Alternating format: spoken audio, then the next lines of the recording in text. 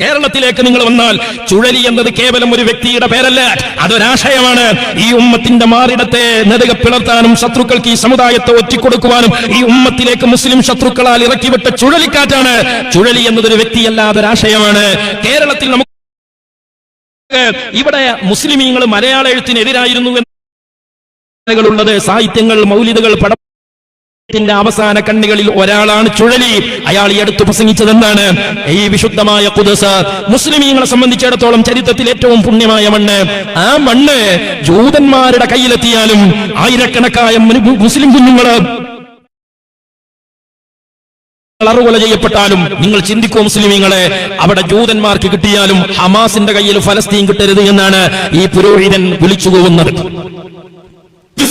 ഫലസ്തീനിലെ അവസാനത്തെ മുസ്ലിം മരിച്ചു തീർന്നാലും, ഫലസ്തീനിലെ അവസാനത്തെ കുഞ്ഞ് മരിച്ചു തീർന്നാലും ഇതെങ്ങനെ പറയാൻ കഴിയും മുസ്ലിമീങ്ങളെ? എത്ര ദയനീയമാണ്. ഒരു വംശഹത്യയെ അജണ്ട വെച്ചുകൊണ്ട് ഫലസ്തീനിലെ മുലകുടി പ്രായമുള്ള കുഞ്ഞുമക്കളെ ആ വിശുദ്ധമായ മണ്ണിൽ ഈ മനുഷ്യപ്പിശാചുക്കൾ കൊന്നൊടുക്കുന്നത് കാണുന്ന മുസ്ലിം ആകണമെന്നില്ല, മനുഷ്യർ ആർക്കെങ്കിലും ഇത് പറയാൻ കഴിയുമോ? നമ്മുടെ രാജ്യത്തെ സംഘികളും കിസംഘികളും അല്ലാതെ ഈ ഒരു ആശയം കൊണ്ട് നടക്കുന്ന വിഭാഗം വഹാബി പൗരോഹിത്യമാണ്.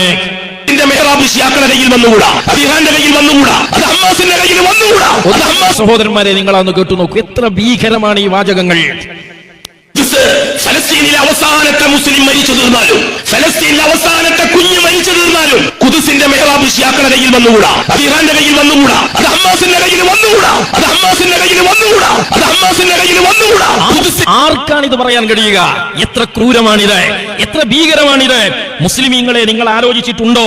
നമ്മുടെ നാട്ടിലുള്ള വഹാബികൾ ഈ രാജ്യത്തെ മുഖ്യധാരാ മുസ്ലിമീങ്ങളെ, സുന്നികളായ നമ്മളെ ഇതേ ഇറാന്റെ ആളുകളാണ് എന്നാ പറയുന്നത്, ഷിയാക്കളാണ് എന്നാ പറയുന്നത്. നാളെ ഇന്ത്യയിലെ ഹിന്ദുത്വ ശക്തികൾ ഈ രാജ്യത്തെ മുഖ്യധാരാ മുസ്ലിമീങ്ങളെ തെരുവിലിട്ട് അറുകൊല ചെയ്യുമ്പോഴും ഇത്തരം വഹാബി പുരോഹിതന്മാർ അങ്ങാടിയിൽ നിന്ന് അലറി വിളിക്കുന്നത് അവർ ഷിയാക്കളാണ്, അവരെ അറുകൊല ചെയ്യേണ്ടവരാണ്. RSSകാർ ഈ രാജ്യം ഏകപക്ഷീയമായി കയ്യിലാക്കിയാലും ഷിയാക്കളായ സുന്നികൾ കൊല ചെയ്യപ്പെടട്ടെ എന്ന ആത്മകഥം ചെയ്യാൻ കഴിയുന്ന അജണ്ടയാണ് വഹാബികൾക്കുള്ളത്. പിന്നെങ്ങനെ മുസ്ലിം പ്രശ്നം വരുമ്പോ ഐക്യം എന്നൊക്കെ പറഞ്ഞ് ചായ കുടിക്കാൻ വഹാബികൾ വരുന്നത്? ചെന്നായ ആട്ടിൻ തോലണിഞ്ഞ് ആട്ടിൻ പറ്റത്തിൽ കയറിക്കൂടാനുള്ള തക്കം കണ്ടെത്താൻ മാത്രമാണ്. ജൂതൻ കുതിസിൽ കയറി കളിച്ചാലും ശരി, ജൂതൻ കുതിസിൽ കയറി കളിച്ചാലും ശരി, ജൂതൻ കുതിസിൽ കയറി കളിച്ചാലും ശരി. കാരണം നമുക്ക് സ്നേഹം അള്ളാനോടാണ്, ഫലസ്തീനികളെക്കാൾ അള്ളാനോടാണ് സ്നേഹം കൂടിയതാണ്.